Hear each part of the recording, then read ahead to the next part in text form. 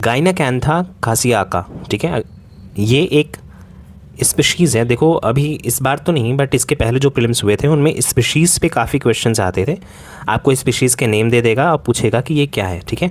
तो गाइनाकैंथा खासियाका ये biological name है। इसका कॉमन नेम क्या है? लॉन्ग टेल्ड दुष्खावरिया, ठीक है।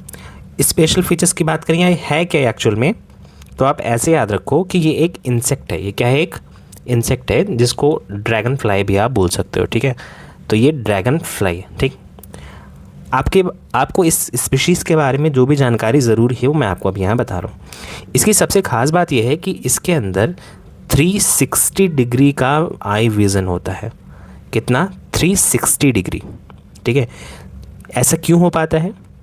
क्योंकि इसके पास 2 कंपाउंड आइज़ होती हैं। इसके पास 2 कंपाउंड आइज़ होती हैं, ठीक है। हैबिटेट की बात करें तो ये फ्रेश वाटर में पाया जाता है। इसका जो बायोलॉजिकल टैक्सोनॉमी में जो हायरार्की होती है वो ऑर्डर है इसका ओडोनेटा, ठीक। डिस्ट्रीब्यूशन की बात करें तो 504 स्पीशीज़ पाई जाती हैं इसके इंडिया में, ठीक है। तो इंडिया में कितनी स्पीशीज़ पाई जाती हैं इसकी? 504 स्पीशीज़ हैं। और ये 5 स्टेट्स में बेसिकली फैली हुई हैं। असम में, महाराष्ट्र में, मेघालय में, उत्तराखंड में, वेस्ट बंगाल में। ये मैं स्टेट्स आपको देखो याद नहीं करना, आपको सिर्फ ये ध्यान देना है कि ये एंडेमिक नहीं है नॉर्थ ईस्ट के लिए। अभी हाल ही में प्रीलिम्स में क्वेश्चन आया था एक स्पीशीज़ पे कि क्या ये एंडेमिक है नॉर्थ ईस्ट में, तो आपको बस ये याद रखना है कि ये एंडेमिक नहीं किसी रीजन में, ये ऑल ओवर द इंडिया में अलग अलग स्टेट्स में मिल रहा है, ठीक है। तो आइस की बात करें एनिमल्स में, जैसे है कंपाउंड आई आया था, तो कंपाउंड आई के साथ ही हम आइस की भी बात कर लेते हैं क्या होता है। तो एनिमल्स में 2 तरह की आइस पाई जाती है, ठीक है। थोड़ा सा बेसिक बायोलॉजी हो जाएगी, आपको ध्यान देना है कि एनिमल्स में 2 तरह की आइस पाई जाती हैं। पहला सिंपल आई होता है और दूसरा कंपाउंड आई।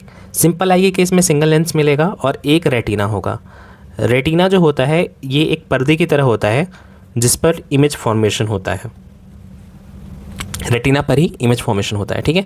तो रेटिना जहाँ भी होगा वहाँ पे रॉड और कोन सेल्स भी होंगी। तो ये बेसिक बायोलॉजी का पार्ट है, आपको इतना पता होना चाहिए। तो जहाँ भी रेटिना होगा और सिंगल लेंस होगा, ठीक है। आमतौर पे ये इस तरह से लेंस होता है, यहाँ से रेज आती हैं, रेज कन्वर्ज होती हैं, जहाँ पे कट करेंगी वहाँ रेटिना पे इमेज बनेगी। जैसे ही ये इमेज बनती है तो ये एक ही लेंस है, तो एक ही इमेज यहाँ पर बनती है, ठीक है। तो वही कह रहा है कि सिंगल लेंस होगा, सिंगल रेटिना होगा, रॉड्स एंड कोन सेल्स होंगी और साथ ही साथ सिंगल इमेज फॉर्मेशन होगा रेटिना पे। इस तरह की आइस कहाँ मिलती हैं या किन तरह के एनिमल से मिलती हैं? तो वर्टिब्रेट्स में मिलती हैं और सेफेलोपोड्स में। वर्टिब्रेट्स में ही मैमल्स आते हैं, मैमल्स भी आते हैं और भी लोग आते हैं, और मैमल्स में ही ह्यूमंस आते हैं। तो आपसे अगर कोई पूछे ह्यूमंस में कैसी आइज़ मिलती है तो सिंपल आई मिलती है, ठीक है। चलो अब अगर कंपाउंड आई की बात करें तो कंपाउंड आई में बहुत ढेर सारे यूनिट्स होती हैं, विजिबल यूनिट, जिनकी वजह से वो देख पाते हैं, जिनका नाम होता है ओमेटिडिया। क्या नाम होता है? ओमेटिडिया।